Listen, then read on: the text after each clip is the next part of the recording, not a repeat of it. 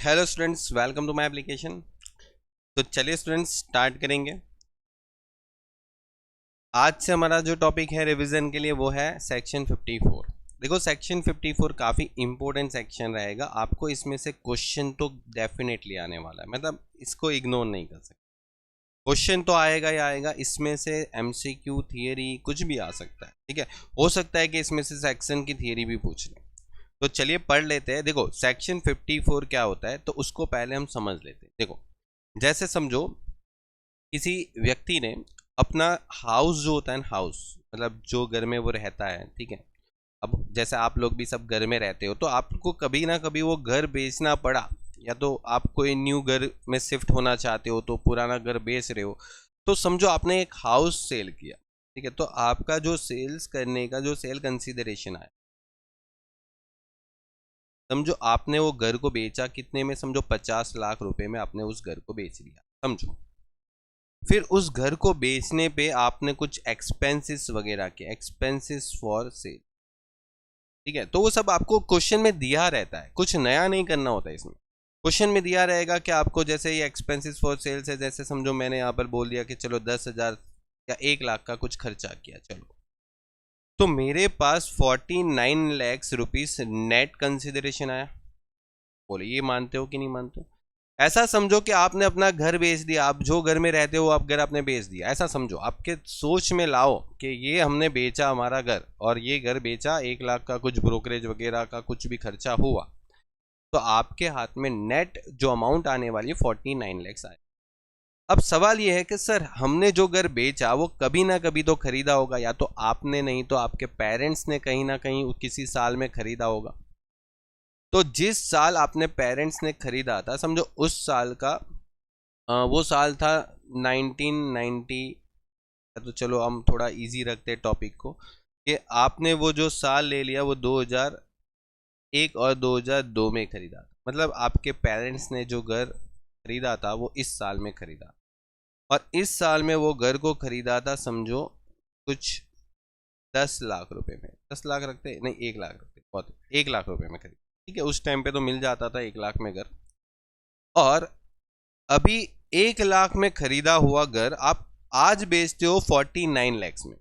तो क्या आपको बाकी बचा जो 48 लैक्स है, क्या वो गेन हो गया? नहीं, क्योंकि ये घर आपने बहुत साल पहले खरीदा। और आप कब बेच रहे हो? तो आपका प्रीवियस ईयर कौन सा है अभी? 2022-23 आपका प्रीवियस ईयर है। तो आप प्रीवियस ईयर में बेच रहे हो, तो प्रीवियस ईयर में अगर आप बेच रहे हो तो आपको गेन होने वाला है। तो ये कौन सा गेन होगा? तो आप देख रहे हो कि ये तो हमने बहुत समय के बाद बेचा, और हाउस के केस में 24 महीने के बाद अगर आपने बेचा है तो आप लॉन्ग टर्म कंसीडर करोगे। तो यहाँ पर तो 24 महीने हो गए ना, क्योंकि खरीदा था 2001-2 में और 2022-23 में बेच रहे हैं।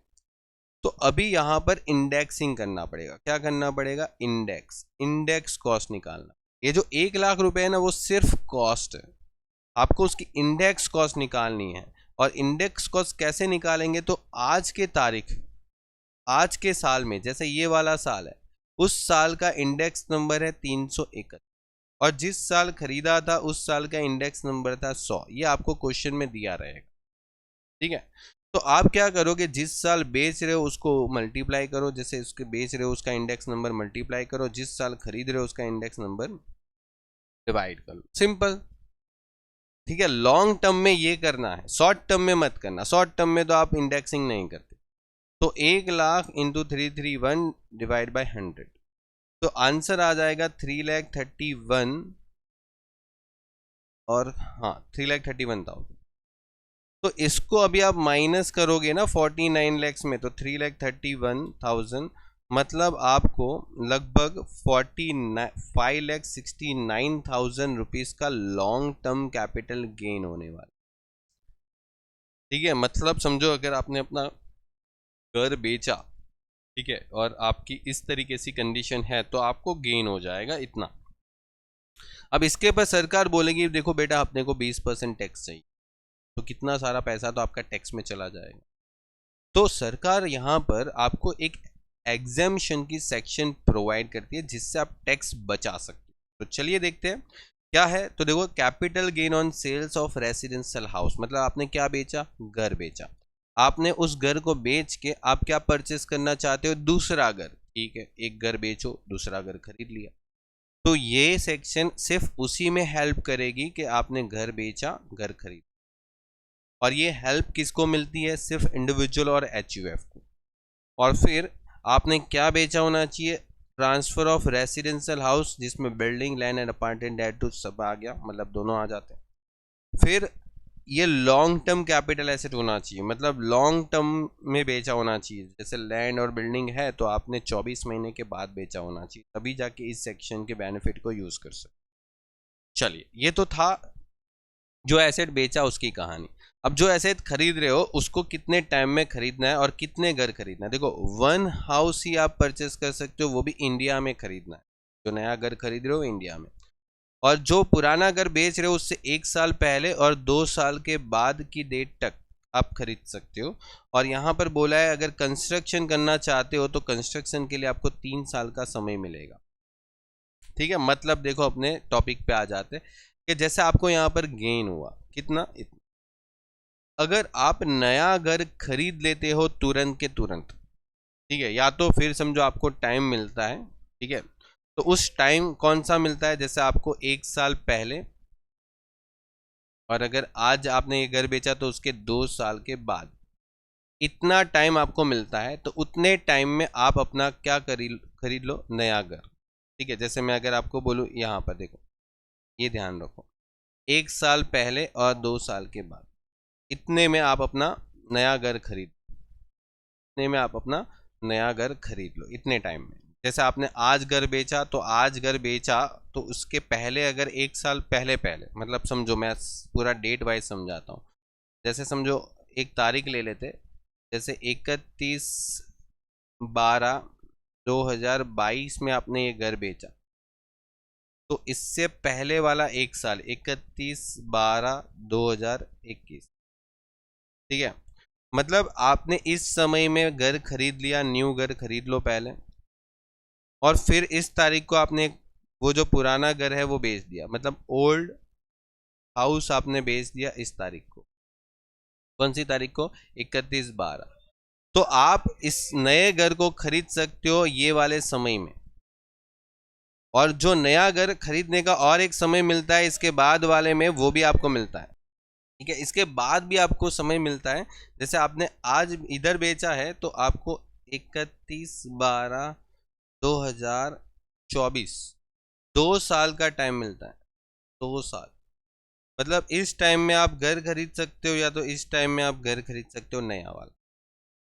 तो अगर आपने खरीद लिया है वो घर, जैसे मैंने समझो 45 लैक्स का नया घर खरीद लिया, ठीक है, तुरंत ही खरीद लिया, मतलब समझो 4-5 दिन में, मतलब मैंने खरीद, आपको वैसे ही क्वेश्चन देते हैं।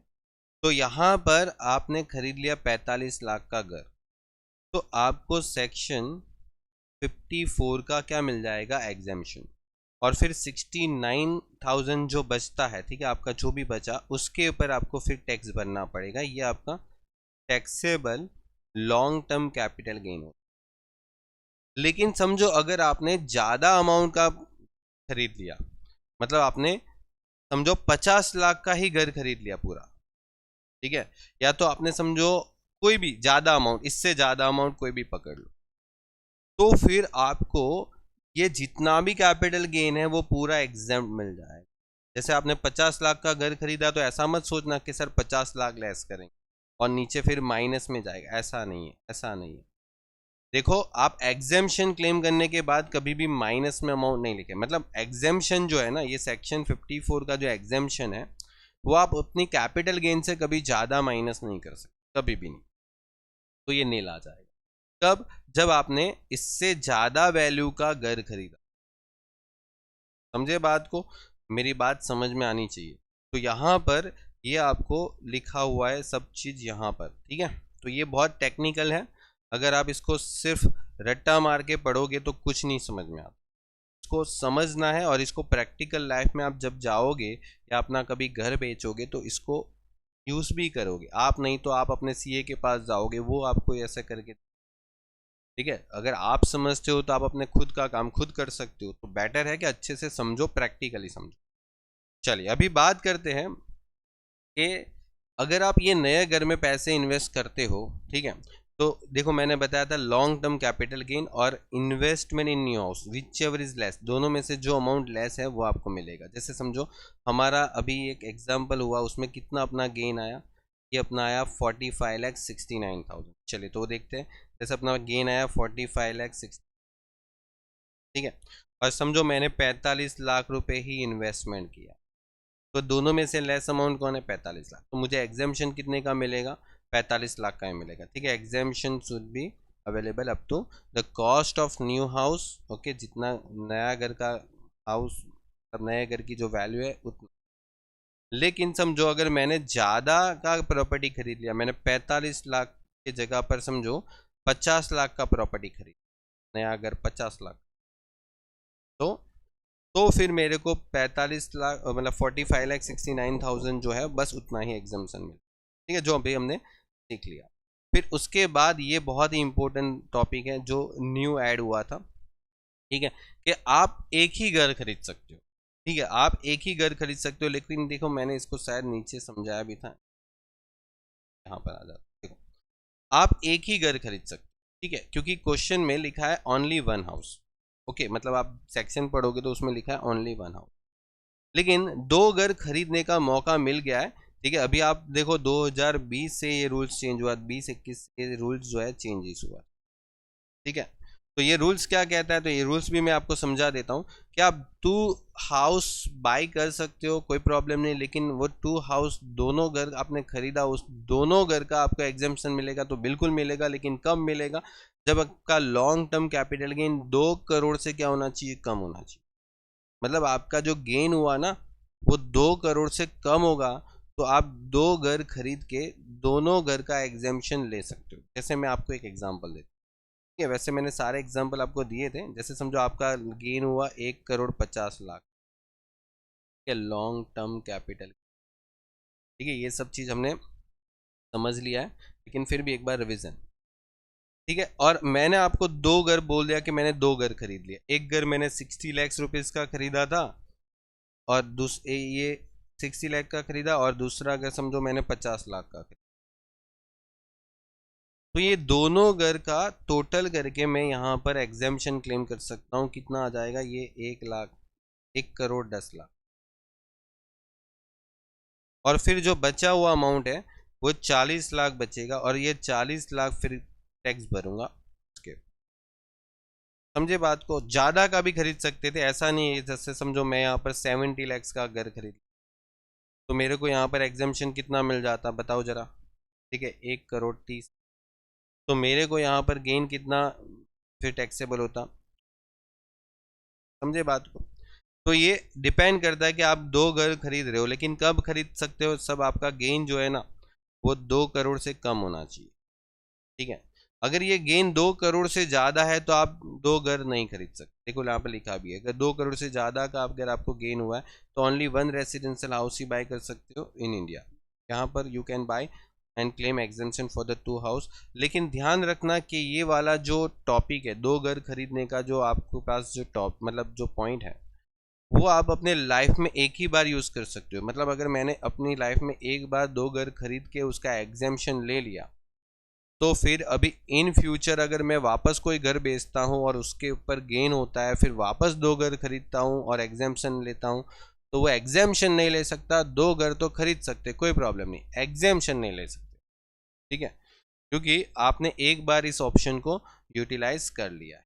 चलिए ठीक है, और लास्ट में मैंने आपको बताया था कि जो भी आप नया घर खरीद के आप अपना एग्जाम्पशन ले सकते हो या ले रहे हो, वो आपको 3 साल तक घर बेचना नहीं है। ठीक है, मैंने आपको बताया था न्यू घर जो आप खरीद के एग्जाम्पशन ले रहे हो वो 3 साल तक आपको वो घर बेचना नहीं है, या तो ट्रांसफ़र नहीं करना। ठीक है, वही हो गया बेचना, मतलब आपने खरीदा, एग्जाम्पशन लिया, आप ट्रांसफ़र नहीं कर रहे। New house is transfer before the 3 year. अगर बेच देते हो या ट्रांसफ़र कर देते हो from the date of acquisition, ठीक है, 3 साल से पहले पहले, तो फिर आपने जितना कैपिटल गेन पे टैक्स पहले नहीं भरा था उतने पे वापस भरने की तैयारी रख लेना, क्योंकि आपका एग्जेम्पशन जो है ना वो विथड्रॉल हो जाएगा।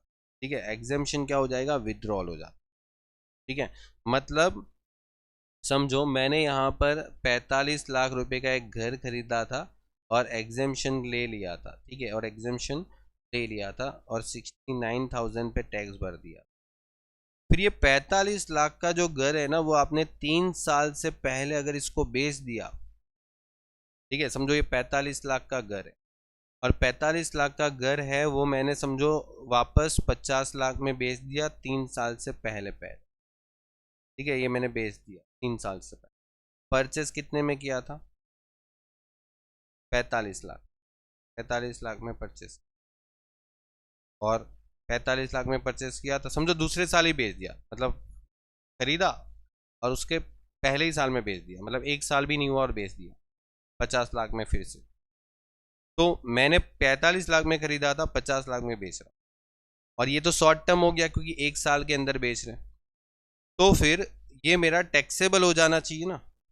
ठीक है, कितना टैक्सेबल होगा, 45 लाख का अगर 50 में बेच रहे, अब यहाँ पर इंडेक्सिंग नहीं होगा, यहाँ पर आप इंडेक्सिंग नहीं करोगे। क्यों नहीं करोगे, क्योंकि ये पॉसिबल नहीं है ना, शॉर्ट टर्म में इंडेक्सिंग थोड़ी करते हैं।